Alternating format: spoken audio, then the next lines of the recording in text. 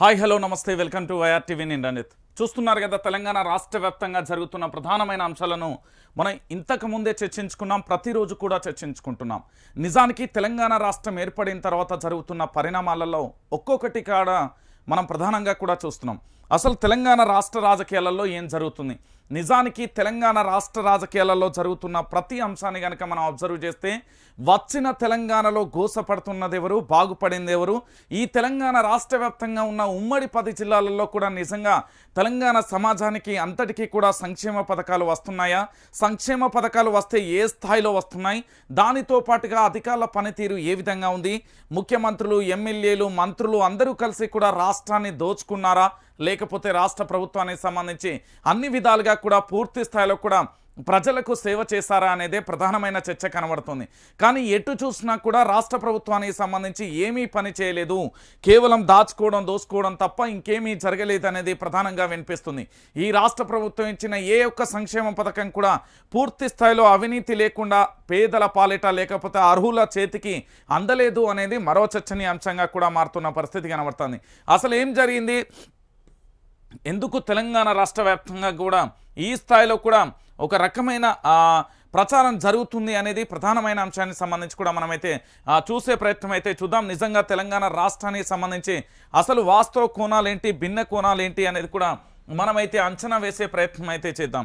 నిజానికి తెలంగాణ రాష్ట్రంలో కొన్ని పరిణామాలను అయితే అంచనా వేసాం. ఇక జరుగుతున్న అంశాలేంటి, వాస్తవ పరిస్థితులు ఏంది అనేది ఒకసారి అయితే చూద్దాం. ఇక బిగ్ ఛాలెంజ్, సవాళ్ళు సవారీలో 3 పార్టీల చీఫ్లు.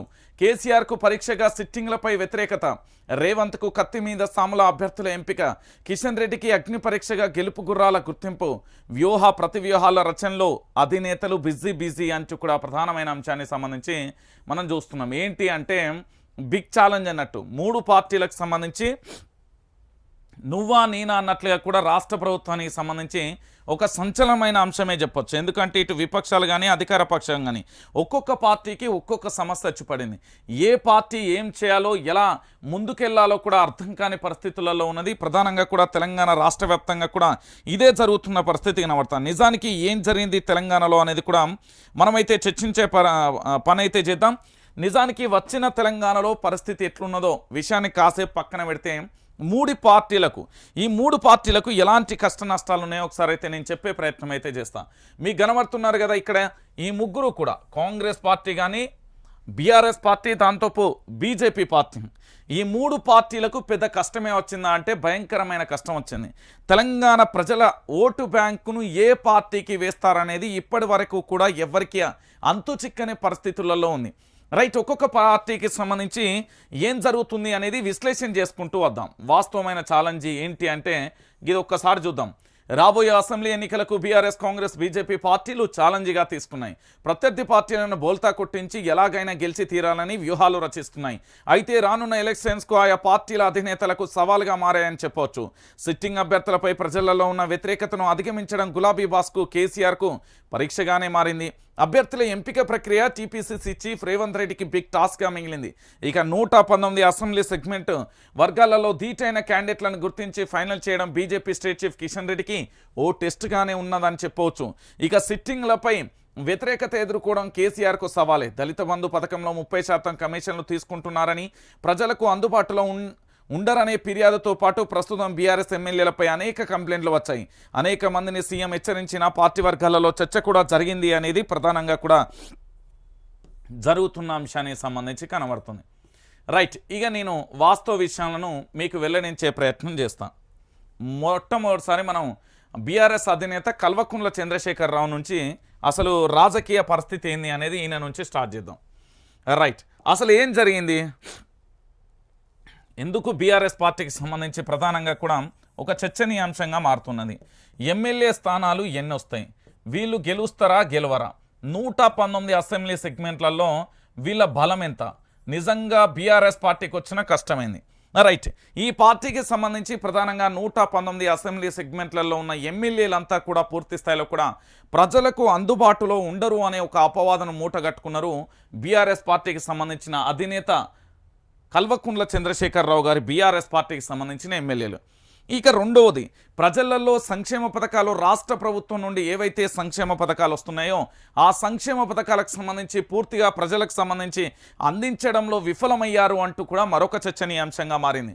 ఇక దీనితో పాటుగా మూడొక అంశం ఏంటంటే, సంక్షేమ పథకాలు ప్రజలకు అందించే తరుణంలో ఏకంగా పేదవాడి నోట్లోనే బువ్వను సగం బుక్కను కూడా గుంజుకొని తింటున్నారు. అంటే ఒక 10 లక్షలు దళిత బంధు వస్తే దాంట్లో 2 లక్షల రూపాయలు వీళ్ళ ఎమ్మెల్యేలు తీసుకుంటున్నారనే అపవాదను మూటగట్టుకున్నారు. అంటే సంక్షేమ పథకాలలో వాటా లేనిది మేమేమీ చేయలేమంటూ కూడా నెత్తి నోరు మొత్తుకుంటున్నారు బీఆర్ఎస్ పార్టీకి సంబంధించిన ఎమ్మెల్యేల మీద ప్రజలలో ఉన్న వ్యతిరేకత. ఇక నాలుగో అంశం ఏంటంటే ప్రధానంగా కూడా బీఆర్ఎస్ పార్టీకి అతిపెద్ద కష్టం ఏంటంటే వాళ్ళు ఇచ్చిన మేనిఫెస్టో ఎక్కడా కూడా అమలు చేసిన దాఖలాలు లేవు. ముఖ్యంగా వీళ్ళ పార్టీ అంటే బీఆర్ఎస్ పార్టీ ఆజ్యం పోసింది, పురుడు పోసుకున్నది. బీఆర్ఎస్ పార్టీ తెలంగాణ రాష్ట్ర రాజకీయాలలో అసలు ఏం జరిగింది అని చెప్పింది. బీఆర్ఎస్ పార్టీకి సంబంధించి ప్రధానంగా అసలు ఏం జరగబోతుంది అని చెప్పి బీఆర్ఎస్ పార్టీకి సంబంధించి ప్రధానంగా కూడా తెలంగాణ రాష్ట్రంలో నాడు టీఆర్ఎస్ పార్టీ ఏ విధంగా పురుడు పోసుకున్నది అనే అంశాన్ని మనం చూసాం. సో ఈ టీఆర్ఎస్ పార్టీకి సంబంధించి ఏం జరిగింది, ఎట్లున్నది అనే విషయాన్ని కాస్త మనం మాట్లాడుకుందాం. ఈ టీఆర్ఎస్ పార్టీకి తెలంగాణ ఉద్యమకారులే కీలకంగా మారారు. అంటే నాడు జై తెలంగాణ అన్న ఉద్యమకారులను పట్టించుకోకపోవడమే బీఆర్ఎస్ పార్టీకి అతిపెద్ద సవాల్గా మారిన పరిస్థితి కనబడింది. ఇక దాని తర్వాత 2014, 2018 నుంచి ఇప్పుడు 2023 వరకు వీళ్ళు ఇచ్చిన ఏ ఒక్క హామీని ప్రజలకు అందని ఏంది ఒక ఆ ఫలాలు అందకుండానే కూడా మేము అందించామనే ప్రచారం చేసుకోవడంలో వీళ్ళు సక్సెస్ అయ్యారు. కానీ నిజంగా కూడా ఫలాలు ప్రజలకు అందలేకపోవడంతో పూర్తి స్థాయిలో వ్యతిరేకతను కూడా మూటగట్టుకున్నారు బీఆర్ఎస్ పార్టీకి సంబంధించిన ప్రజాప్రతినిధులు. ఇక ముఖ్యంగా వీళ్ళకి సంబంధించి ఒక్కొక్క అంశాన్ని మనం బేరీజు వేసుకుంటూ పోదాం, లెక్కల ప్రకారం దిద్దాం. మొట్టమొదటి, వీళ్ళు మేనిఫెస్టో పూర్తి స్థాయిలో కూడా సక్సెస్ కాలేదు. దాంతోపాటు ఎమ్మెల్యేలు ప్రజలకు అందుబాటులో లేరు. మూడోది, ఏవైతే పథకాలు ఉన్నాయో ఆ పథకాలు పేద ప్రజలకు ఇస్తే దాంట్లో కమిషన్లు తీసుకున్నారు. దాంతోపాటు కాంట్రాక్టులకు సంబంధించి పూర్తి స్థాయిలో కూడా నాసిరకంగా చేసిలు. వీళ్ళు చేసిన మిషన్ భగీరథ కానీ మిషన్ కాకతీయ కానీ పూర్తి స్థాయిలో కూడా ప్రజల్లోకి అందలేదు. ఇక దీంట్లో పాటుగా పూర్తి స్థాయిలో కూడా నిరుద్యోగులకు మొండి చేయి చూపెట్టిళ్ళు. ఇక కనీసం చదువుకు సంబంధించి చదువును అహంకారంతో తన యొక్క ఎడమకాల కింద తొక్కి ఎవరు చైతన్యవంతులు కావద్దు అంటూ కూడా విద్యా వ్యవస్థను సర్వనాశనం చేసిండు.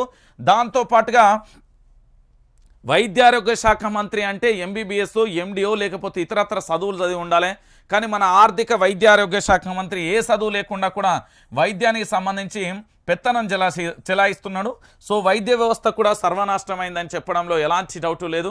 ఇక దానితో పాటుగా మరొక అంశం ఏంటంటే తెలంగాణ రాష్ట్ర వ్యాప్తంగా కూడా ఎమ్మెల్యేలు ప్రజలకు అందుబాటులో ఉండకపోవడం ఒక అంశమైతే, అక్రమ కేసులు బనాయించడంతో పాటుగా పూర్తి స్థాయిలో కూడా ప్రజలందరినీ కూడా ఒక పీడిత ప్రాంతంగా, పీడిత రాష్ట్రంగా, పీడిత ప్రజలుగా అభివర్ణించడంలో వీళ్ళు దిట్టయిపోయారని చెప్పాను.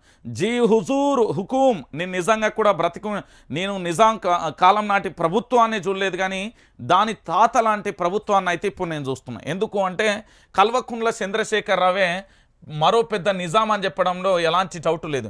ఎందుకంటే వీళ్ళు పుట్టి పెరిగినప్పటి నుండి అవే లక్షణాలు ఉన్నాయి కాబట్టి వీళ్ళ యొక్క పూర్తి స్థాయిలో కూడా గట్లనే ఉన్నారు అని చెప్పడంలో ఎలాంటి డౌటు లేదు. సో మొత్తానికి నేను గెలుస్తా అంటే ఎట్లా గెలుస్తాడు? ప్రజలలో నువ్వు ప్రవేశపెట్టిన సంక్షేమ అన్నీ కూడా నీ ఎమ్మెల్యేలు దాంట్లో కమిషన్ తీసుకున్నారు. నువ్వు హెచ్చరించినా, నువ్వు తిట్టినా, నువ్వు ఏమన్నా కూడా ఆఖరికి నీ ఇంటెలిజెన్స్ చెప్పినా కూడా మీ వాళ్ళు పట్టించుకోలేదు. సో సంక్షేమ పథకాలు అనేది ప్రజల్లోకి అందుబాటులోకి ప్రజలు దానిని సంక్షేమ పథకాలను లబ్ధి పొందిల్లు అనే మాట అబద్ధం. ఇక రెండోది, మీ ఎమ్మెల్యేలు ఎలాగో కూడా హైదరాబాద్కు లేకపోతే ఇతరత్ర సిటీలకు మాత్రమే పరిమితమైనవి, కానీ నియోజకవర్గాలలో ఉన్నట్లుగా ఎక్కడా కూడా దాఖలాలు లేవు.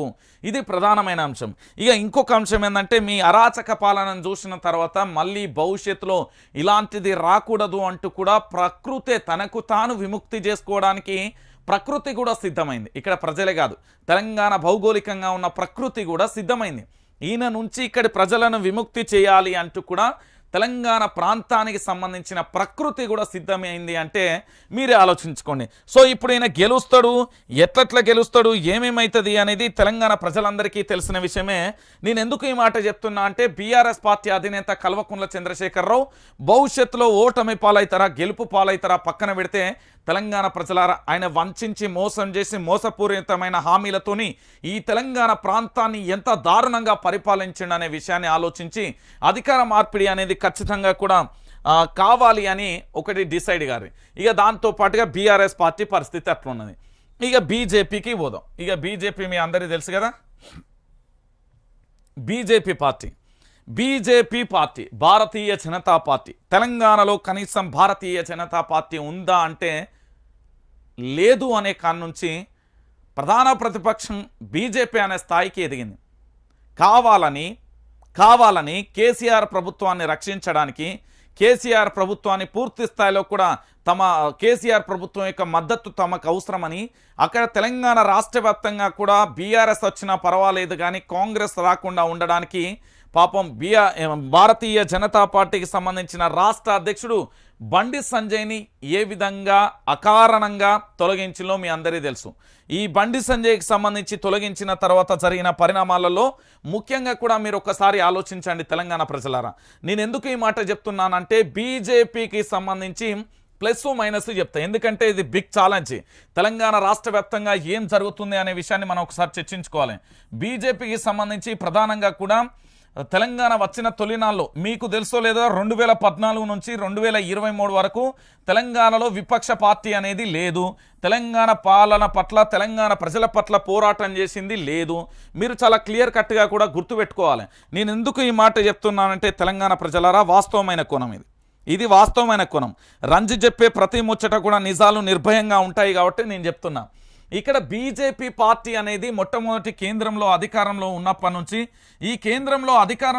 నుంచి ఎలాగైనా అధికారంలోకి నుంచి ఇక్కడ రాష్ట్రంలో కూడా అధికారంలోకి రావాలి, డబుల్ ఇంజన్ సర్కార్ రావాలి అంటూ కూడా వీళ్ళ పార్టీకి సంబంధించిన నేతలందరూ కూడా కుర్రో మొర్రో అని మొత్తుకున్న పరిస్థితి మీ అందరికీ తెలిసిన విషయం. సో ఇప్పుడు నేనేమంటున్నా అంటే భారతీయ జనతా పార్టీ ప్లస్ ఏంటిది మైనస్ ఏంటి అంటే తెలంగాణలో అధికారంలోకి రాకుండా తమకు తాము అడ్డుకట్ట కట్టుకున్నది బీజేపీ పార్టీ. నెంబర్ 1 ఈ బీజేపీ పార్టీకి సంబంధించి భారతీయ జనతా పార్టీ రాష్ట్ర అధ్యక్షుడిగా తాను ఏ విధంగా ప్రజల్లోకి వెళ్ళిండు అనేది మనందరికీ తెలుసు. ఆ తర్వాత కేసీఆర్కి సంబంధించి, అమిత్ షాకి సంబంధించి, జేపీ నడ్డాకి సంబంధించి, ఆఖరికి ప్రధాని నరేంద్ర మోడీ కూడా తెలంగాణ గడ్డ మీద అడుగుపెట్టిన తర్వాత ఇది అవినీతి ప్రభుత్వం అని ఆరోపణలు చేసి లేదప్ప దర్యాప్తు సంస్థలు ఉన్నాయి, ఈ దేశంలో నేను ఒక ప్రధానమంత్రిని, ఈ దేశంలో నేను ఒక హోంమంత్రిని, ఈ దేశంలో ఒక జాతీయ పార్టీకి నేను అధ్యక్షునిగా ఉన్నాను, నేను కంప్లైంట్ చేస్తే ఇక్కడ ఈడీ కానీ సిబిఐ కానీ ఇతరత్ర సంస్థలు ఉన్నాయి, ఖచ్చితంగా దర్యాప్తు చేస్తే కేసీఆర్ ప్రభుత్వం మీద చర్యలు తీసుకుంటే అనే విషయాన్ని వీళ్ళు ఎందుకు మర్చిపోయారు అనేది మొదటి అంశం. అయితే దీంట్లో ఇంకొక ప్రధానమైన అంశం ఏంటంటే తెలంగాణ ప్రజలారా గుర్తుపెట్టుకోండి, బీజేపీ అనేది కేంద్రంలో మాట్లాడే మాట ఒక మాట అయితే రాష్ట్రంలో అడుగుపెట్టినాక మాట్లాడిన మాట మరోలా ఉంటుంది. ఇక కేంద్రంలో అధికారంలో ఉన్న జాతీయ పార్టీ కేంద్ర వ్యాప్తంగా కూడా జాతీయ స్థాయిలో పూర్తి స్థాయిలో అన్ని రాష్ట్రాలలో సంపూర్ణమైన మద్దతుతోనే ఏర్పడిన ఈ ప్రభుత్వం ఎందుకు కేసీఆర్ మీద చర్యలు తీసుకోవడానికి ఉచ్చబోసుకుంటుంది అని అడగాలి. ఇది కరెక్ట్ తెలంగాణ భాషలో మాట్లాడితేనే వీళ్ళకి అర్థమవుతుంది. వీళ్ళు ఏంది అంటే బీజేపీ పార్టీకి సంబంధించి సర్వనాశనం వీళ్ళే చేసుకున్నారు. డబుల్ ఇంజన్ సర్కార్ తెలంగాణలో ఖచ్చితంగా ఓ రకంగా పూర్తి స్థాయిలో వచ్చే అవకాశాలు ఉండే, కానీ బీజేపీ పార్టీని వీళ్ళ రాష్ట్ర అధ్యక్షుల్ని మార్చి కేసీఆర్ చేతులు ఎక్కడ గ్రాఫు దాదాపుగా 100% ఉన్నదాన్ని దాన్ని తీసుకొచ్చి నేలకేసి కొట్టితే పూర్తి స్థాయిలో బీజేపీ అని లేకుండా పోయిన పరిస్థితి. ఇది వీళ్ళు నాశనం చేస్తున్నారు. ఇక వీళ్ళ ప్లస్ పాయింట్ ఏంటంటే బీజేపీ పార్టీకి సంబంధించిన కార్యకర్తలు వీళ్ళకు బలం. వాళ్ళు కేసులైనా లాఠీ ఛార్జీలైనా వాళ్ళ కుటుంబాల ఆగమైన జెండాను మాత్రం వదలబోరు బీజేపీకి సంబంధించిన కార్యకర్తలు. అలాంటి కరుడుగట్టిన కార్యకర్తలు కేవలం పార్టీ కోసం, పార్టీ అభివృద్ధి కోసం తమ యొక్క సొంత జీవితాలను కూడా త్యాగం చేసుకునే గొప్ప వ్యక్తులు వీళ్ళు. మరి ఇలాంటి వాళ్ళు ఎందుకు వాళ్ళను సద్వినియోగం చేసుకోలేకపోయింది, కార్యకర్తలకు ఎందుకు భరోసా ఇవ్వలేకపోయింది, కార్యకర్తల నుంచి పూర్తి స్థాయిలో ఎందుకు వీళ్ళకు మంచి అవకాశాన్ని కల్పించలేకపోయింది అనేది వీళ్ళకున్న ప్లస్ పాయింట్. అది దాన్ని వీళ్ళు యూజ్ చేసుకోలేకపోయారు అనేది ప్రధానమైన అంశం. ఇక మూడో అంశం, కేంద్రంలో ఉన్నది జాతీయ పార్టీ వీళ్ళ పార్టీ, రాష్ట్రంలో అధికారంలోకి రావడం సునాయాసంగా రావచ్చు. ఎందుకంటే వీళ్ళు చేసిన అవినీతి చిట్టా ఏదైతే ఉందో దానికి సంబంధించి పూర్తి స్థాయిలో దర్యాప్తు చేయాలని దర్యాప్తు చేస్తే అవినీతి ఆరోపణలు ఎదుర్కొంటున్న ఈ రాష్ట్ర ముఖ్యమంత్రి కల్వకుంట్ల చంద్రశేఖరరావు మీద Kaleshwaram project, mission Bhagiratha, mission Kakatiya ఇలా చెప్పుకుంటూ పోతే ఇక్కడ ఉన్న పథకాలన్నింటికి సంబంధించి పూర్తి స్థాయిలో అవినీతి జరిగిందని స్వయాన వీళ్ళకి సంబంధించిన కేంద్ర మంత్రులే చెప్పిను. వాళ్ళందరికీ సంబంధించిన ఎపిసోడ్లో నేనేమంటున్నానంటే ఈ ఎపిసోడ్లో పూర్తి స్థాయిలో ఉన్నది కదా, మరి ఇలాంటి పరిస్థితులలో మీరు ఎందుకు చర్యలు తీసుకోలేకపోయారు? భారతీయ జనతా పార్టీ అనే ఒక పార్టీ సంపూర్ణంగా తెలంగాణ ప్రాంతానికి సంబంధించి ఇట్లా ఉవ్వెత్తుగా వచ్చింది కదా, మరి ఎందుకు మీరు చేయలేకపోయారు అనేది మరో అంశం. ఇప్పుడు దీనికి మరొక అడ్వాంటేజ్ ఏంటంటే కనీసం కార్యకర్తలు ఉన్నా లేకపోయినా ఎవరున్నా లేకున్నా కానీ రజాకార్లు అనే ఒక సినిమా రిలీజ్ అవుతుంది. మీ అందరికీ గుర్తుపెట్టుకోవాలి, కేసీఆర్ పాలన ఆల్మోస్ట్ ఈక్వల్గా ఉంటుంది. కాదంటే కేటీఆర్ ఏమంటాడంటే హిందూ ముస్లిం అనే వాదన తెర మీద తీసుకొస్తాడు. కానీ అసలు ఎంఐఎం పార్టీ పురుడు పోసుకున్నది ఎట్లా, ఎంఐఎం పార్టీ మూలాలేంది, దాంతోపాటు తెలంగాణలో ఎంఐఎం పార్టీని ఎవడు పెంచి పోషిస్తున్నాడు, ఇటు మరోవైపు బీఆర్ఎస్ పార్టీ అరాచకాలు ఎట్లుండే, నాడు దొరల పెత్తందారి వ్యవస్థ ఎట్లుండే, వాళ్ళు ఏ విధంగా ఆగమైపోయారు అనేది రజాకార్ల సినిమా వస్తుంది. అది వీళ్ళకు అడ్వాంటేజ్గా మారుతుంది. ఇది ఒక అంశం. ఇక మొత్తానికి బీజేపీకి సంబంధించి వీళ్ళు జాతీయ స్థాయిలో ఇప్పుడు వరాల జలుగులు పెంచినా లేకపోతే ఇంకేది చేసినా కూడా వీళ్ళ అధికారంలోకి రావడం అనేది అసాధ్యమైన ముచ్చట. ఇంకొకటి ఏంటంటే వీళ్ళు నియోజకవర్గాలలో ఎమ్మెల్యే అభ్యర్థులను వెతుక్కోవాల్సి వస్తుంది. వీళ్ళు నియోజకవర్గాలలో ఎమ్మెల్యే అభ్యర్థులను వెతుక్కోవాల్సి వస్తుంది. మేము ఎమ్మెల్యే, వీళ్ళు ఎమ్మెల్యేగా అభ్యర్థులు ఉన్నారా లేరా, వీళ్ళని ఎమ్మెల్యే అభ్యర్థులుగా సర్టిఫై చేయడానికి, ఎమ్మెల్యే అభ్యర్థులను గుర్తించడానికి భారతీయ జనతా పార్టీకి కత్తి మీద సామ్లా మారుతున్న పరిస్థితి కనబడుతుంది. సో ఇప్పుడు మీరు ఆలోచించండి, భారతీయ జనతా పార్టీకి సంబంధించి తెలంగాణ రాష్ట్ర వ్యాప్తంగా కూడా వీళ్ళకు ఎమ్మెల్యే అభ్యర్థులను ఎమ్మెల్యే అభ్యర్థులను ఫైనల్ చేయడం కత్తి మీద ఇస్తాము, పోనీ ఆ అభ్యర్థులు నియోజకవర్గాలలోకి వెళ్ళి గెలుస్తారంటే అది అసాధ్యమైన ముచ్చట. దీంతో పాటుగా ఇంకొక అంశం ఏంటంటే పూర్తి స్థాయిలో కూడా మీరు ఆలోచించాలి. ఇక్కడ మొదటి పాయింట్ ఎమ్మెల్యే అభ్యర్థులకు సంబంధించి, రెండోది రాష్ట్ర అధ్యక్షుడికి సంబంధించి మార్పు పెద్ద మైనస్, మూడోది ఇంకొక అంశం ఏంటంటే వీళ్ళకి ప్లస్ పాయింట్ కార్యకర్తలే వీళ్ళ యొక్క బలం, నాలుగో అంశం ఏంటంటే కేంద్రంలో కూడా వీళ్ళకి సపోర్ట్ ఉంటే ఇంకా బాగుండేది. దాంతోపాటు ఐదో అంశం ఏంటంటే బీఆర్ఎస్ పార్టీ నుంచి కీలక నేతలంతా కూడా బీజేపీలో ఖర్చులు, ఇది పెద్ద ప్లస్ పాయింట్. దాంతోపాటు వీళ్ళ అధికారంలోకి రావడానికి అన్ని రకాలుగా కూడా మెట్లు అనేది పొందుపరిచి ఉన్నది, రహదారి అనేది రెడీ ఉన్నది, అయినా కూడా వీళ్ళు రాలేని పరిస్థితి కనబడుతుంది. ఇది బీజేపీ చరిత్ర. రైట్. ఇక కాంగ్రెస్ పార్టీకి సంబంధించి ఇక చాలా ముచ్చట్లు ఉన్నాయి. వీళ్ళ గురించి ఎంత చెప్పాలనో అంత చెప్పాల్సిన సమయం ఏర్పడింది. ఇక చూడుర్రి, మీ అందరికీ తెలుసు కదా కాంగ్రెస్ పార్టీకి సంబంధించి ప్రధానంగా తెలంగాణ రాష్ట్ర వ్యాప్తంగా ఒక చర్చనీయాంశంగా మారింది. కాంగ్రెస్ పార్టీ అనేది తెలంగాణలో ఉన్నదా, అసలు ఉన్నది అని కుండె బద్దలు కొట్టినట్టు చెప్పొచ్చు.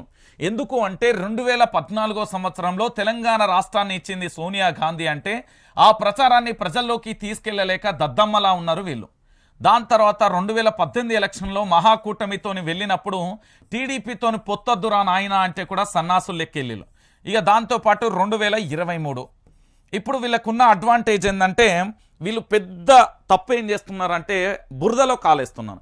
అది ఏ విధంగా సాధ్యంగా బురదలో కాలేస్తున్నారంటే బీఆర్ఎస్ పార్టీకి సంబంధించిన బీఆర్ఎస్లో ఎమ్మెల్యేలుగా పదవులు రాక, అంటే టికెట్లు రాక, ఇతరత్ర రాక వీళ్ళందరూ కాంగ్రెస్ పార్టీలో జాయిన్ అవుతున్నారు. అయితే ఇక్కడ చెల్లని రూపాయి, బీఆర్ఎస్ పార్టీలో చెల్లని రూపాయి, ఎందుకంటే రాష్ట్ర ప్రభుత్వం అధికారంలో ఉంది, సొంత పార్టీకి సంబంధించి సర్వే సంస్థలు చేసింది, దాంతోపాటుగా ఇంటెలిజెన్స్ వ్యవస్థ ఉన్నది. ఈ వ్యవస్థ ఆధారంగా పూర్తి స్థాయిలో కూడా ఈ రూపాయి ఏదైతే ఉన్నదో ఈ ఎమ్మెల్యేలు బీఆర్ఎస్ పార్టీలో చెల్లని వాళ్ళందరూ దీంట్లో రాజీనామా చేసి రాగానే వీళ్ళ కొడుకులకు బిడ్డలకు ఒక టికెట్, కాంగ్రెస్ పార్టీలో 2-3 టికెట్లు ఇవ్వడం అనేది వీళ్ళ కంట్లో వీళ్ళే ఏలు పెట్టుకొని పొడుచుకున్నట్టున్నది. ఇది వాస్తవమైన విషయం. నేనేమంటున్నా అంటే కాంగ్రెస్ పార్టీకి సంబంధించి అధికారంలోకి రావాలంటే అధ్యక్షుడు అనే ఒక వ్యక్తి చాలా కఠినమైన, సాహసోపితమైన, కొరడా జులిపించే నిర్ణయాలు తీసుకోవాల్సిన ఆవశ్యకత, అవసరం ఎంతైనా ఉంది. ఇతర పార్టీల నుంచి ఎవరైనా వస్తే వాళ్ళ పదవులకు, వాళ్ళ యొక్క పార్టీ సభ్యత్వానికి రాజీనామా చేసి రావాలి. దాంతోపాటు కాంగ్రెస్ పార్టీలో చేరాలి అంటే ఖచ్చితంగా కూడా ఎమ్మెల్యే టికెట్లకు సంబంధించి మేము ఎలాంటి భరోసా ఇవ్వలేము, ఇది అధిష్టానం మాత్రమే చూసుకుంటుంది అనే ఒక భరోసా భరోసాను కల్పించలేకపోతుంది. ఎందుకు అంటే ఉదాహరణకు సంబంధించి నేను ఒక అంశాన్ని చెప్తా. 2018 సంవత్సరం నుండి 2023 సంవత్సరానికి దాదాపుగా 119 అసెంబ్లీ సెగ్మెంట్లలో చాలామంది నేతలు కూడా ఇక ఎమ్మెల్యే పదవి మా నియోజకవర్గంలో నాకే వస్తుంది అంటూ విస్తృతంగా కోట్ల రూపాయలు ఖర్చు పెట్టి అక్కడ ప్రజలకు సంబంధించి సేవ చేయడం కానీ, నిత్యం పర్యటనలు చేయడం కానీ, సభలు సమావేశాలు పెట్టడం కానీ, నిరసనలు వ్యక్తం చేయడం కానీ ఇలాంటి కార్యక్రమాలు చేస్తూ వస్తున్న పరిస్థితి కనబడుతుంది. సో మరి ఇలాంటి పరిస్థితులలో తెలంగాణ రాష్ట్ర వ్యాప్తంగా కాంగ్రెస్ పార్టీ అనేది బలపడుతూ రావాలి. కానీ బీఆర్ఎస్ పార్టీలో ఎమ్మెల్యే టికెట్ రాని వాళ్ళు, దాంతోపాటు బీఆర్ఎస్ పార్టీ మీద అసంతృప్తితో ఉన్నవాళ్ళు, వీళ్ళందరూ ఎందుకు కాంగ్రెస్ పార్టీలో జాయిన్ అవుతూ ఉంటే వాళ్ళకు భరోసా ఎందుకు కల్పిస్తున్నది కాంగ్రెస్ అనేది తెలంగాణ రాష్ట్ర వ్యాప్తంగా ఒక చర్చనీయాంశంగా కావాలి. ఎందుకు నేను మాట చెప్తున్నా అంటే తెలంగాణ ప్రజలారా, వాస్తవంగా కాంగ్రెస్ పార్టీకి సంబంధించి ఈరోజు తెలంగాణలో అధికారంలోకి రాబోతున్నది. కర్ణాటక ఎన్నికల ముందు, కర్ణాటక ఎన్నికల తర్వాత అనే ఒక వేవ్ స్టార్ట్ అయింది అనేది మనందరికీ తెలుసు. కానీ వచ్చిన వేవ్ను ఓవర్లోడ్ అవుతున్నా కూడా ఏ విధంగా భరిస్తుంది? ఎందుకు అంటే కాంగ్రెస్ పార్టీలోకి సంబంధించి టికెట్లు ఇప్పటివరకే ఖరారు కాకపోతే దేనికి సంకేతం?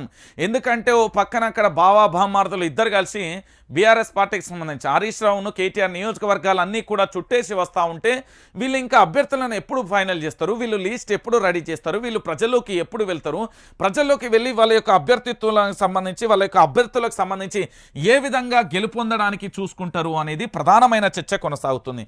సో దీనికి సంబంధించి బీఆర్ఎస్ పార్టీకి సంబంధించిన నేతలేమో చురుగ్గా వెళ్తూ ఉంటే కాంగ్రెస్ పార్టీకి సంబంధించి ఈ విధంగా జరుగుతున్నాయి. సో ఇక కాంగ్రెస్ పార్టీకి ఉన్న ప్లస్ పాయింట్ ఏంటి, మైనస్ పాయింట్ ఏంటి అనేది చూద్దాం.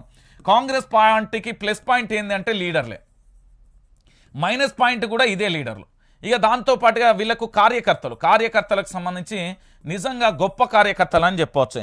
నియోజకవర్గానికి వెళ్తే చేయి గుర్తు అని చెప్పగానే, అంటే అన్నం పెట్టే చెయ్యి అని చెప్పగానే, ఈ చేయి గుర్తును చూడంగానే ఆ నియోజకవర్గాలలో ఇందిరాగాంధీ ప్రభుత్వం నుంచి, రాజీవ్ గాంధీ ప్రభుత్వం నుంచి, సోనియా గాంధీ నుంచి ఇప్పటి వరకు కూడా పూర్తి స్థాయిలో ఏ నియోజకవర్గానికి వెళ్ళినా 30,000 ఓట్లు సునాయాసంగా ఉంటాయి. కాంగ్రెస్ పార్టీ అంటే అలా ఉన్న పార్టీని ఈరోజు మళ్ళొకసారి అదే స్థాయికి తీసుకొస్తున్న పరిస్థితి కనబడుతుంది. ఇంకొక అంశం ఏంటంటే వీళ్లకు పూర్తి స్థాయిలో కార్యకర్తలు అండు ఉంది, లీడర్లు అండు ఉంది. దానితో పాటు కేంద్ర స్థాయిలో ఉన్న జాతీయ స్థాయిలో కూడా రాహుల్ గాంధీ సపోర్ట్ కూడా పూర్తి స్థాయిలో ఉంది. సో వీళ్ళకున్న అడ్వాంటేజ్ ఏంటంటే వీళ్ళు పోరాటాలు చేయగలుగుతారు, వీళ్ళు స్వేచ్ఛగా మాట్లాడగలుగుతారు. అదే మైనస్గా మారుతున్నది ఏంటంటే కాంగ్రెస్ పార్టీకి సంబంధించి స్వేచ్ఛగా మాట్లాడేది కూడా వీళ్ళకు మైనస్గా మారిపోతున్న, వివాదాస్పదంగా మారిపోతున్న పరిస్థితి. వీళ్ళకున్నది ఏంటి అంటే ఒకరు ఒక మాట చెప్తే ఇంకొక మాట చెప్తారు. ఇది తెలంగాణ రాష్ట్ర వ్యాప్తంగా కాంగ్రెస్ పార్టీకి ప్రధానంగా కూడా మైనస్గా మారుతున్నది. ఏంది అంటే సముద్రం అనే పార్టీకి సంబంధించి ప్రధానంగా మారుతున్న పరిస్థితి.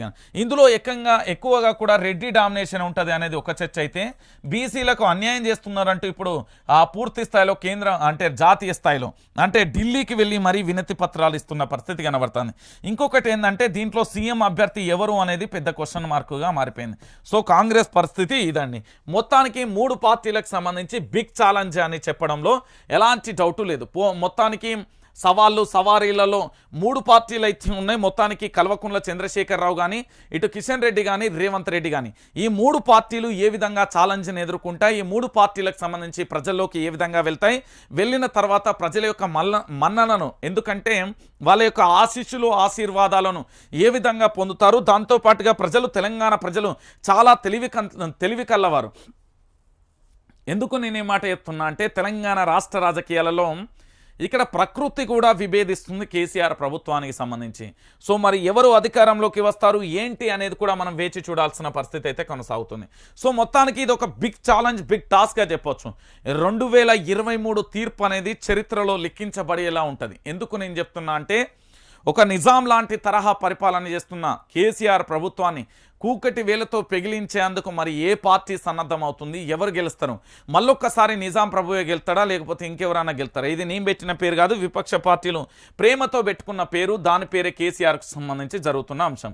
ఇక దాంతోపాటుగా మరొక అంశానికి సంబంధించి ఏం జరుగుతున్నది అనేది చూద్దాం. రైట్, ఇక ప్రధాని నరేంద్ర మోడీ మీ అందరికీ తెలుసు, దేశ ప్రధాని మా భారతీయ జనతా పార్టీకి సంబంధించి ఎన్డీఏ ప్రభుత్వానికి పూర్తి స్థాయిలో కూడా ఈ పెద్ద మనిషి మీ అందరికీ తెలుసు కదా. మొన్ననే పాలమూరుకు వచ్చిండి, వెళ్ళిపోయింది. ఇప్పుడు మళ్ళొకసారి నేడు ఇందూరుకు మోడీ, నిజామాబాద్లో బీజేపీ భారీ బహిరంగ సభకు హాజరు. 8,021 కోట్ల అభివృద్ధి పనులకు శంకుస్థాపన. ప్రధాని నరేంద్ర మోడీ నేడు నిజామాబాద్లో పర్యటించనున్నారు. పలు అభివృద్ధి కార్యక్రమాలను ప్రారంభించనున్నారు. అనంతరం గిరిరాజ్ కళాశాల మైదానంలో బీజేపీ నిర్వహించనున్న ఇందూరు జనగర్జన బహిరంగ సభలో ప్రసంగించనున్నారు. సాయంత్రం 5 గంటలు హెలికాప్టర్ ద్వారా కర్ణాటకలోని బీదర్కు వెళ్లనున్నారు అంటూ ప్రధానమైన అంశానికి సంబంధించి హైలైట్ చేస్తున్న పరిస్థితి కనబడుతుంది. మీకు ఈయన చరిత్ర చెప్పాలి, ఎందుకు అంటే సగం సగం కాదు, పూర్తిగా చెప్తాగు. ప్రధాని నరేంద్ర మోడీకి సంబంధించి మీరు చాలా తెలుసుకోవాలి. కేవలం ఎన్నికల నజారా, ఎన్నికల వరాల జల్లు అంటారు దీన్ని, వరాల జల్లు. సో ఈ వరాల జల్లు కురిపిస్తున్నాడు ప్రధాని నరేంద్ర మోడీ. మరి 9 సంవత్సరాలుగా ప్రధాని నరేంద్ర మోడీ తెలంగాణలో ఎందుకు పర్యటన చేయలేదు? ఈ 9 సంవత్సరాలలో ప్రధాని నరేంద్ర మోడీ ఎక్కడ ఉన్నారు? కేవలం ఈరోజు 8,021 కోట్ల అభివృద్ధి పనులను చేయడానికి ఇందూరుకు వస్తున్నాడు కదా, నిజామాబాద్కు సంబంధించి. నిజామాబాద్కు వస్తున్నప్పుడు తెలంగాణ రాష్ట్ర వ్యాప్తంగా అవినీతి ప్రభుత్వం Kaleshwaram project, mission Bhagiratha, mission Kakatiya, Singareni, ఇట్లా రకరకాల మీద ఆరోపణలు చేస్తూ వచ్చిన ఈ ప్రధాని నరేంద్ర మోడీ మరి ఎందుకు చర్యలు తీసుకోవట్లేదు రాష్ట్ర ప్రభుత్వం మీద అనేది బీజేపీ కార్యకర్తలలో కూడా ఒక క్వశ్చన్ మార్క్. దానికి సమాధానం వాళ్ళు వెతికినా కూడా దొరకని పరిస్థితి కనబడుతుంది. సో మొత్తానికి తెలంగాణ రాష్ట్ర వ్యాప్తంగా కూడా అభివృద్ధి పనులు చేయడానికైతే ప్రధాని నరేంద్ర మోడీ వస్తున్నారు అనేది ప్రధానమైన చర్చనీయాంశంగా కూడా మారుతున్న పరిస్థితి కనబడుతుంది. ఇక దానితో పాటుగా ప్రధానంగా కూడా మీరు ఆలోచించాలి మిత్రులారా, పూర్తి స్థాయిలో కూడా. ఎందుకు అంటే తెలంగాణ రాష్ట్ర వ్యాప్తంగా కూడా తెలంగాణలో ఏం జరుగుతున్నది అనేది కూడా చూడాల్సిన పరిస్థితి. ఇక అసమ్మతిపై అలచ్, కారు దిగే నేతలెవరు? వివరాలు సేకరిస్తున్న బీఆర్ఎస్. ఎమ్మెల్యే భేతి రాథోడ్, రాజయ్య, మదన్ రెడ్డి, ముత్తిరెడ్డిలపై ఫోకస్. మోత్కుపల్లి వ్యవహారం పైన కూడా ఆరా అంటూ కూడా ప్రధానమైన అంశానికి సంబంధించి కూడా హైలైట్ చేస్తున్న పరిస్థితి కనబడుతుంది. ఒకసారి ఆలోచించాలి.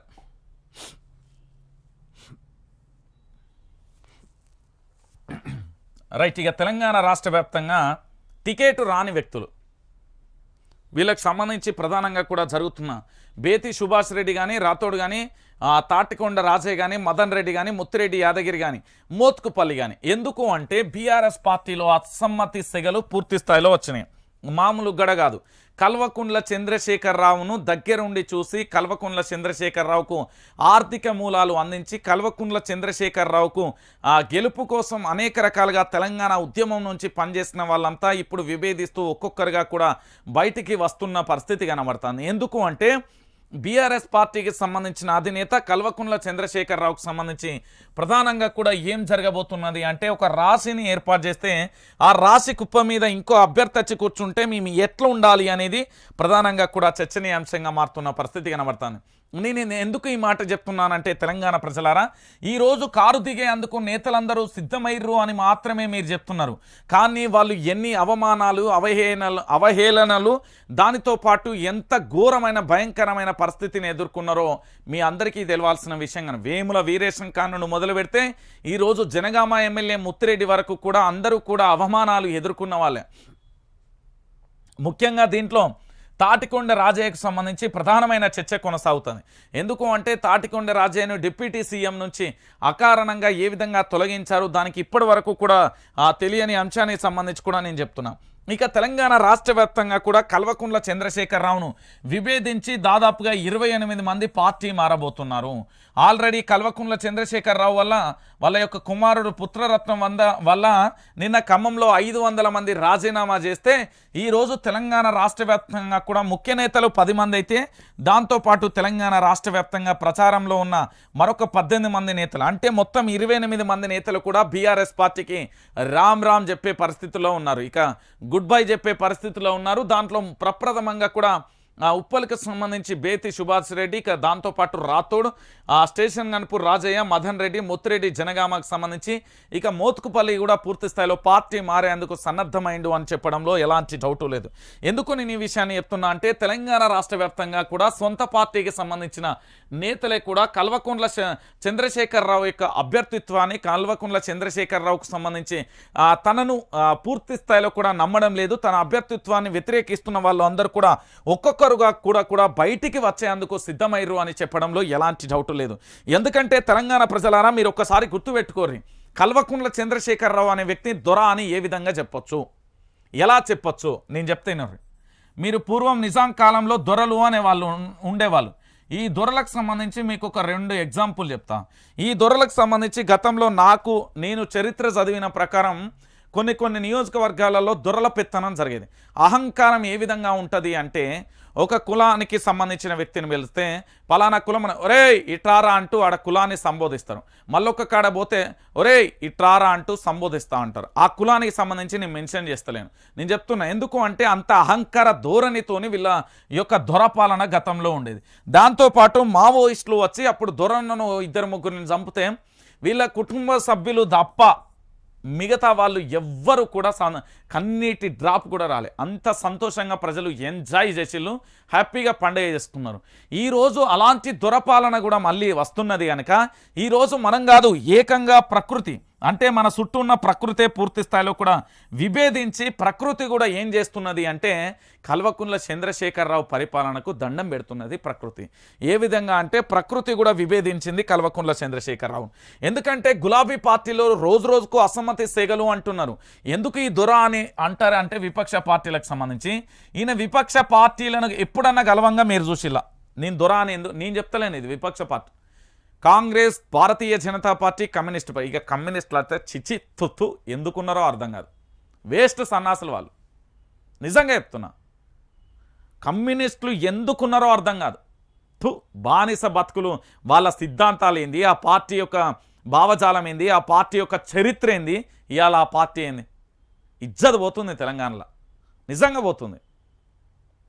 ఖమ్మంలో పెద్ద మనిషి కేవలం ఒక కేసు వల్ల కేసీఆర్ కాళ్ళు మొక్కుతుండపోయా కమ్యూనిస్ట్ పార్టీ అని కాదని చూపెట్టన. ఆయన మొగోడే అయితే చూపెట్టమను, మొగోడే అయితే చూపెట్టమను చెప్తా, నేను ఆధారాలతో సహా తీసుకొస్తా. మొగోడే అయితే చూపెట్టమను ఆ కమ్యూనిస్ట్ లీడర్. ఇక ఇంకొక పెద్ద మనిషి ఏమో ఈ కమ్యూనిస్టులు అందరూ కేసీఆర్ బానిసలబ్బా. మీరు గుర్తుపెట్టుకోరు, కమ్యూనిస్ట్ పార్టీలకు ఒకప్పుడు కమ్యూనిస్టు సాహో జయహో వాళ్ళకి సెల్యూట్, ఇప్పుడు కమ్యూనిస్ట్ కాదు. ఆ కమ్యూనిస్టు లీడర్లు ఆ పార్టీకి సంబంధించిన నేతలే చెప్పారు, నేను చెప్తున్నా కదా. రైట్, ఇక అది పక్కన పెడదాం. విపక్ష పార్టీలకు సంబంధించి ఓ కోదండరాం కానీ, ఓ ఆర్ఎస్ ప్రవీణ్ కుమార్ కానీ, ఓ ఆకునూరు మురళి కానీ, లేకపోతే విశారథన్ కానీ, లేకపోతే రేవంత్ రెడ్డి కానీ, ఓ ఉత్తమ్ కుమార్ రెడ్డి కానీ, ఓ జానారెడ్డి కానీ, ఓ పొన్నాల లక్ష్మయ్య కానీ, లేకపోతే ఓ కిషన్ రెడ్డి కానీ, ఓ బండి సంజయ్ కానీ, ఓ జితేందర్ రెడ్డి కానీ, ఓ విజయశాంతి కానీ, ఓ ఈటల రాజేందర్ కానీ, ఇప్పటి వరకు వీళ్ళందరూ విపక్షమే కదా. వీళ్ళు ఎప్పుడైనా కల్వకుంట్ల చంద్రశేఖరరావును 2014 నుండి 2023 సంవత్సరం వరకు వీళ్ళు విపక్ష పార్టీలకు సంబంధించి అపాయింట్మెంట్ తీసుకొని కల్వకుంట్ల చంద్రశేఖరరావును కలవంగా మీరెప్పుడైనా చూసారా, మీరెప్పుడైనా విన్నారా? నేను చెప్పే మాట చాలా క్లారిటీ అండి. దొర అని ఎందుకు అంటారంటే విపక్షాలను కూడా కలవలేని అంత బిజీగా ఉంటాడు మనోడు. మరి బిజీగా ఉండి ఏం చేస్తాడా అంటే ఫైలు సంతకం పెడతాడా అంటే ఏం లేదు, ఒక తెల్లంగా వేసుకుంటాడు, తెల్ల ధోతి కట్టుకుంటాడు, అలా ఇంట్లో అది ఫస్ట్ ఫ్లోర్లో ఆ ప్రగతి భవన్ ఫ్లోర్ పక్కన ఒక సోఫా ఉంటుంది, అలా కూకుంటాడు, పేపర్ పట్టుకుంటాడు. ఇక గంతే, అంత మించి ఆయన చేసేది ఏమీ లేదు, ఆయన ఏం చేయడు అన్నట్టు. సో ఈయనను అందుకే దొర అని పిలుస్తారు. ఈ దొర నుంచి మనం ఆల్రెడీ దొరలు రాజరికపు పాలన నుంచి విముక్తి పొందినాం. ఆ విముక్తి పొందిన తర్వాతనే ఇక్కడ రాజ్యాంగం అనేది ఒకటి అవసరమని ఆ రాజ్యాంగాన్ని ఇతర దేశాలలోకి వెళ్ళి స్టడీ చేసి అవసరమైన ఆర్టికల్స్ అన్ని తీసుకొచ్చి ఒక రాజ్యాంగాన్ని పొందుపరిచి ఆ రాజ్యాంగాన్ని పూర్తి స్థాయిలలో రాజ్యాంగం ప్రకారం మనం ప్రజల్లోకి వెళ్తున్నాం. ఇది వాస్తవమైన విషయం, మీ అందరికీ తెలుసు. మళ్ళీ ఇప్పుడు దొరపాలన అవసరమా అనేది మీరు ఒకసారి ఆలోచించుకోవాలి. నేను చెప్పే అంశం అదే అన్నట్టు. సో పూర్తి స్థాయిలో కూడా కల్వకుంట్ల చంద్రశేఖరరావు మీద అసమ్మతి సెగలు ఎట్లున్నాయి అనేది మీరు చూస్తున్న పరిస్థితి కనబడుతుంది. ఇక కాంగ్రెస్లో మైనంపల్లి చిచ్చు, మెదక్ మెడ్చల్ డీసీసీ అధ్యక్షుల రిజైన్, టికెట్లు ఆశించి భంగపడిన నేతలు అంటూ కూడా చూడొచ్చు. ఇగో నేను చెప్పలే, కాంగ్రెస్ పార్టీకి నేను అందుకే చాలా క్లారిటీగా చెప్పిన, రేవంత్ రెడ్డి ఈ కాంగ్రెస్ పార్టీ కార్యకర్తల అభిప్రాయం. నేను చెప్పేది అంతా నా వ్యక్తిగతమో నేను స్టడీ చేసిన అంశాన్ని చెప్పిన. నేను ఏమని చెప్తున్నా అంటే, ఇప్పుడు మైనంపల్లి అనే ఒక వ్యక్తి ఉన్నాడు. ఈ పర్సన్, ఈ మైనంపల్లి అనే వ్యక్తి బీఆర్ఎస్లో పూర్తి స్థాయిలో హరీష్ రావు మీద ఆరోపణలు చేసిండు. హరీష్ రావు మీద ఎందుకు ఆరోపణలు చేసిండంటే, మెదక్కు సంబంధించిన స్థానాన్ని పద్మాదేవేందర్ రెడ్డికి కేటాయించడంలో హరీష్ రావు కీలక పాత్ర పోషించిండు. ఈ మైనంపల్లి హనుమంతరావు కొడుకు రోహిత్కు సంబంధించి టికెట్ ఏదైతే ఉందో ఆ టికెట్ రాకుండా చేసిండు అనేది ప్రధానంగా కూడా మైనంపల్లి హనుమంతరావు ఈ హరీష్ రావు మీద ఆరోపణలు చేసిండు. బిడ్డ, నీ ట్రంక్ పెట్టే నీ రబ్బర్ షిప్పులు, అప్పుడు నువ్వు వచ్చిన హాస్టల్, ఇప్పుడు నీ పరిస్థితి ఏంది, ₹1,00,00,000 కోట్ల ఎట్లా వచ్చినాయని ఆరోపణలు చేస్తే వెంటనే ఆరోపణల మీద కేటీఆర్ స్పందించిండు, కవిత స్పందించింది, కేసీఆర్ సీరియస్ అయిండు, చాలామంది ఈ రావుల వర్గానికి సంబంధించి కుటుంబ సభ్యులందరూ స్పందించాలండి. ఇది వాస్తవమైన విషయం. దాని తర్వాత జరిగిన పరిణామం ఏంటి అంటే, తెలంగాణ ప్రజలారా మీరు గుర్తుపెట్టుకోవాలి, ఇక్కడ అయిపోయిన తర్వాత ఈయన ఏం చేసిండంటే, ఈ పార్టీకి సంబంధించి ఇక టికెట్ ఇవ్వబోము అంటూ సంకేతాలను ఇచ్చి, దాంతోపాటు ఏవైతే అభివృద్ధి ఫలాలు ఇప్పటి వరకు లబ్ధిదారులకు చేకినాయో అధికారులకు ఒక నోటీసు జారైంది. ఏంది అంటే, మైనంపల్లి హనుమంతరావుకు సంబంధించిన ఏ అభివృద్ధి కార్యక్రమంలో మీరు పాల్గొనద్దు, వేటిని కూడా ప్రజలకు లబ్ధిదారులకు అందించద్దు అంటే అధికారులు మైనంపల్లి దూరం అయిపోయిండు. దూరం అయిపోయిన తర్వాత జరిగిన పరిస్థితి ఏంది అంటే, ఈయన సీదా ఎక్కడికి వచ్చిండు, బీఆర్ఎస్ టు కాంగ్రెస్ పార్టీకి డైరెక్ట్ వచ్చింది. వచ్చినాక ఏం జరిగింది, ఇక్కడ మైనంపల్లికి టికెట్ వచ్చింది, వాళ్ళ కొడుకు టికెట్ రాబోతుంది ఫిక్స్ ఇది. సో ఇక్కడ జరిగే పరిణామం ఏంటి అంటే, ఇప్పుడు ఇతర పార్టీల నుంచి ఈయన వస్తే మరి వీళ్ళు కష్టపడి మెదక్ మేడ్చల్ జిల్లాలకు సంబంధించిన డీసీసీ అధ్యక్షులకు సంబంధించి 2014 నుంచి ఇప్పుడు మీరు ఒక్కసారి ఆలోచించారు.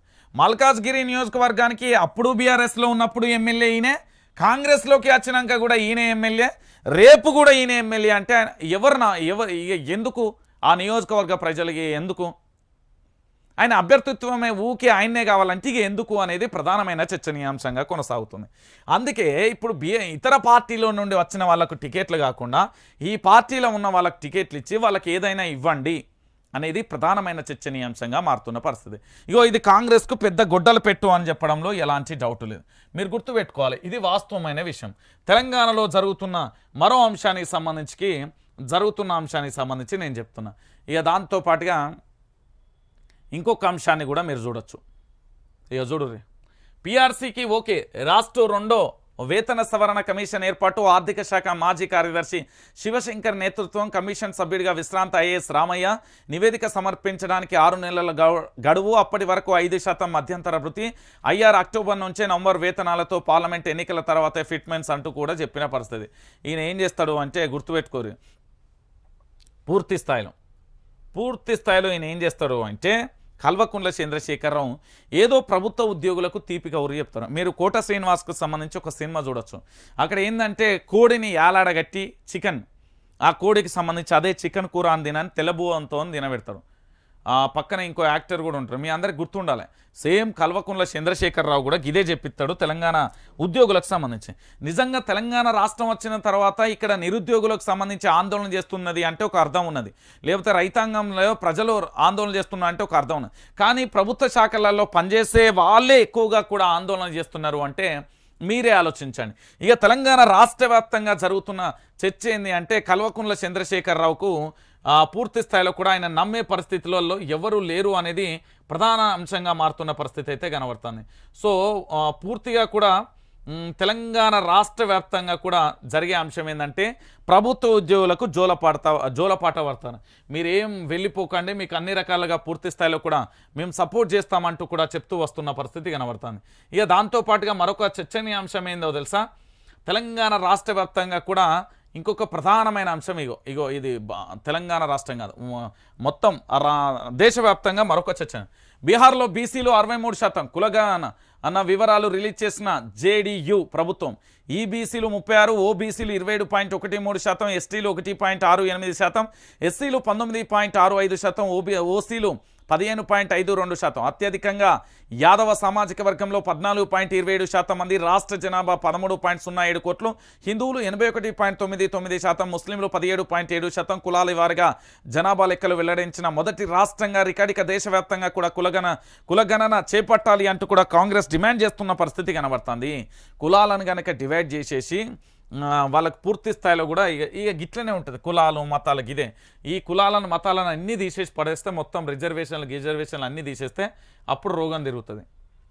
ఇక దాంతోపాటు కరోనా టీకాలపై కృషి చేసిన సైంటిస్టులకు నోబెల్ అంటూ కూడా మరో అంశానికి సంబంధించి కూడా హైలైట్ చేసిన ప్రతిష్టాత్మకమైన అవార్డు అయితే వీళ్ళకి అందింది అంటూ కూడా మరో అంశానికి సంబంధించి కూడా హైలైట్ చేసిన పరిస్థితి అయితే కొనసాగుతుంది.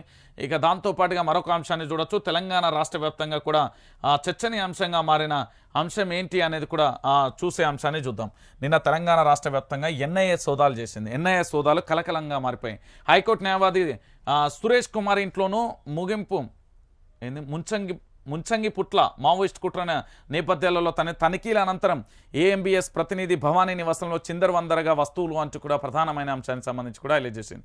గంతే వత్తరు ఆగమాగం తనిఖీలు చేస్తారు పోతారు అనేది ప్రధానంగా కూడా చర్చనీయాంశంగా మారుతున్న పరిస్థితి కనబడుతుంది. ఇక దాంతోపాటుగా రాహులే ప్రధాని ఇప్పటికిప్పుడు లోక్సభ ఎన్నికలు జరిగితే ఐఐఎం స్టూడెంట్ సర్వేలో వెల్లడి. మెదక్ పటాన్ చెరువు అసెంబ్లీ పరిధిలలో సర్వేలు అత్యధికంగా హస్తం అత్యల్పంగా బీజేపీ ఎంపీలు. కాంగ్రెస్కు 12 నుంచి 16, బీఆర్ఎస్కు 1 నుంచి 4, బీజేపీకి 0 నుంచి 2 సీట్లు, 73%. రాహుల్ మోడీకి 27% సీట్లు ఓటింగ్ అంటూ కూడా ప్రధాన అంశానికి సంబంధించి కూడా హైలైట్ చేసిన పరిస్థితి అయితే కొనసాగుతుంది. మొత్తానికి అధికారం ఏది చేపట్టబోతుంది, ఏం జరగబోతుంది, పార్లమెంట్ స్థానాలకు సంబంధించి ఏం జరగబోతున్నాయి అంటూ కూడా స్టూడెంట్లకు సంబంధించిన సర్వే చేస్తే రాహులే ప్రధాని అంటూ కూడా మరో అంశానికి సంబంధించి కూడా ఈ అంశానికి సంబంధించి చర్చ అయితే కొనసాగుతుంది. ఎందుకంటే ఈయన ఆదాని అంబానీ అనే ఒక పూర్తి స్థాయిలో వెనకేసుకున్నాడు కాబట్టి ఓన్లీ ఫోటోషూట్ కోసం దాంతోపాటు డిజిటల్ మీడియా కోసం మాత్రమే ప్రధాని నరేంద్ర మోడీ పనికొస్తారు అనే కాడికైతే వెళ్ళిపోయిన పరిస్థితి కనబడుతుంది. ఇక దాంతోపాటు తెలంగాణ బరిలో జనసేన అధినేత పవన్ కళ్యాణ్ కూడా వచ్చే ఎన్నికలలో 32 స్థానాలలో పోటీ చేస్తాడు. అభ్యర్థులను ఫిక్స్ చేస్తున్నారని పార్టీ ఆయన నియోజకవర్గంలో పేర్ల ప్రకటన. ఎందుకది? తెలంగాణలో జనసేన పార్టీ లేదు, పార్టీ ఉంది, ప్రజలలో లేదు అంటున్నా. సమస్యల మీద వీళ్ళు ఏం పోరాటం చేసిళ్ళు? టీఎస్పీఎస్సీ మీద కానీ ఇతరత్ర ఏం జరిగింది? Janasena Sharmila party, KA Paul party పక్కవేనే తెలంగాణ రాష్ట్ర వ్యాప్తంగా. మీరు గుర్తుపెట్టుకోరు అవన్నీ.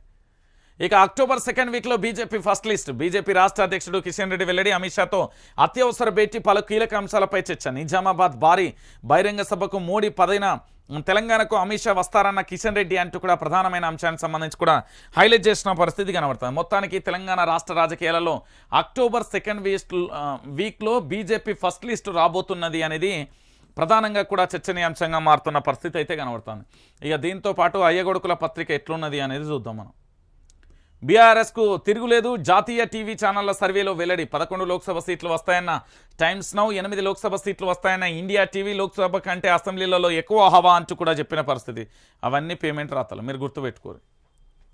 ఇది పీఆర్సీని నియమిస్తున్న ప్రభుత్వం ప్రకటన స్వీట్లు పంచున్న ఇది బీఆర్ఎస్ భజన బ్యాచ్ అండి. నిజంగా వీళ్ళకి ఏం తెలియదు. ఆ అంటే ఆ రాదు, ఊ అంటే ఊ రాదు. వీళ్ళంతా ఉత్తముచ్చట వీళ్ళకి ప్రభుత్వ ఉద్యోగులకు సంబంధించి, కాంట్రాక్ట్ ఉద్యోగులకు సంబంధించి అసలు పీఆర్సీ ఎట్లయితారు, బేసిక్ సంబంధించి ఏమేమి ఉంటుంది అంటే కేవలం భజన బ్యాచ్ అన్నట్టు. భజన బ్యాచ్ వీళ్ళంతా ఉత్తదే అన్నట్టు. ఇక దాంతోపాటు కాంగ్రెస్ సోమవారం సూర్యాపేటలో సభా వేదికపై మంత్రి కేటీఆర్ ముందు తనకు కేటాయించిన డబుల్ బెడ్రూమ్ ఇంటి కోసం ఎవరికి పైసలు లంచం ఇవ్వలేదని చెప్తున్నారు అత్తమ్మ. ఇక దానికి ఇవ్వలే కానీ అట్లా ఆ పక్కనే ఉన్నాడు కదా జగదీష్ రెడ్డి. ఆ వట్టె జానే సంగతి ఏందో అడగపోయినావు తల్లి, మొత్తం చెప్పు, అయిపోవు. అసలు లొల్లే అయిపోవు. ఏం జరుగుతుంది, ఏం కథ? ఆజ్కి బాత్. నీ నీడను చూసి నీ బలం అనుకుంటే నీ అంత మూర్ఖుడు ఇంకెవరు ఉండరు. ఎందుకో తెలుసా? నీడ కూడా వెలుగును బట్టి తన తీరును దారిని మార్చుకుంటుంది. ఇప్పుడు నీవంత పాడుతున్న వారు కూడా అంతే. అవసరాన్ని బట్టి, పిలుపును, అవకాశాన్ని బట్టి తమ తీరును క్షణాలలో మార్చేస్తారు. ఇది నేటి కుహానా రాజకీయాలకు సరిగ్గా సరిపోతుంది. ఓట్లప్పుడు అమ్మ అంటారు, గెలిచాక నీ అమ్మ అంటారు. వాస్తవం గ్రహించి మలుసుకోండి, ఉన్నతుణ్ణి ఎన్నుకోండి అంటూ కూడా చెప్పిన పరిస్థితి. మనోళ్ళు ఎన్ని చెప్పినా ఏం చేసినా కూడా మారరండి.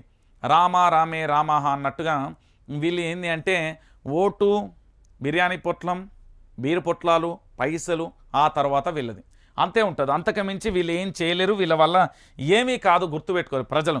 రాష్ట్ర ముఖ్యమంత్రి కల్వకుంట్ల చంద్రశేఖర్ రావే తన నీడను చూసి భయపడుతున్నాడు. అట్లున్నది పరిపాలన. విపక్ష పార్టీలు మా డిజిటల్ మీడియాను చూసి పంచెదడుస్తున్నదాడ. మరి అలాంటిది ఇక ప్రజలు మారకపోతే ఎట్లా చెప్పురు? ప్రజలు ఖచ్చితంగా మారాల్సిన అవసరం ఎంతైనా ఉంది. తెలంగాణ రాష్ట్ర వ్యాప్తంగా పూర్తి స్థాయిలో ఉన్నది.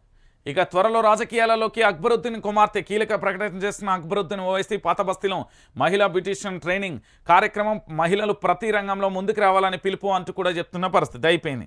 ఆల్రెడీ నిజం అయిపోయింది. తర్వాత ఇది ఎందుకు పుట్టిందో తెలుసు. దాని తర్వాత ఇప్పుడు ఈయన ఎందుకు వచ్చిండో కూడా మనందరికీ తెలిసిన విషయాన్ని కూడా చూస్తున్నాం. ఇక తూనిక కొలతల శాఖలో గందరగోళం. రాష్ట్ర కార్యాలయంలో 4 చేతుల వ్యవస్థ చిన్నాభిన్నం. అనర్హుల అందలం ఎక్కిస్తూ అందిన కాడికి దండుకుంటున్న వైనం. చర్యలు చేపట్టాల్సిన బాధ్యతలు చేతులెత్తేసిన విపరీత పరిస్థితులు. తాజాగా బదిలీలలో భారీగా డబ్బులు చేతులు మారినట్లుగా కూడా ఆరోపణ అంటూ కూడా చెప్పిన.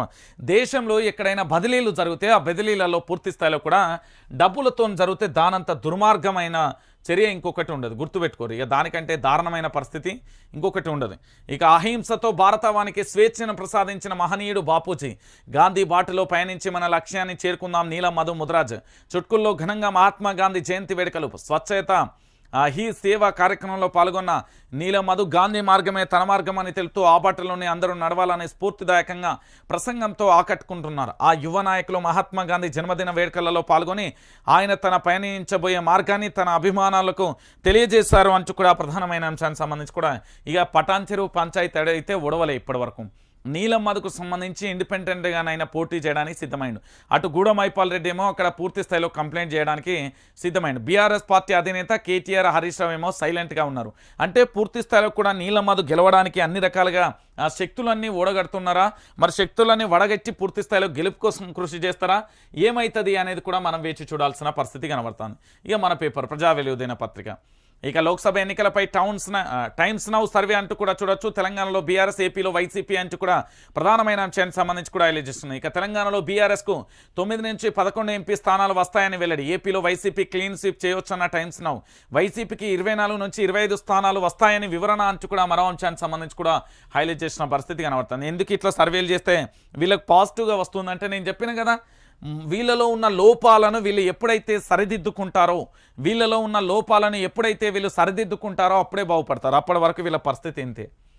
ఇక కాంగ్రెస్ అధికారంలోకి రావడం పక్క. గ్యారంటీ పథకాలతో బీఆర్ఎస్లో మనకు ఉచిత బియ్యం, ఉచిత సిలిండర్లకు సిద్ధంగా బీఆర్ఎస్. త్వరలో మేనిఫెస్టో ప్రకటిస్తామన్న రేవంత్ రెడ్డి అంటూ కూడా ప్రధాన అంశానికి సంబంధించి కూడా హైలైట్ చేసిన పరిస్థితి. ఇక కులం మతం పేరుతో ప్రతిపక్షాలు గందరగోళం.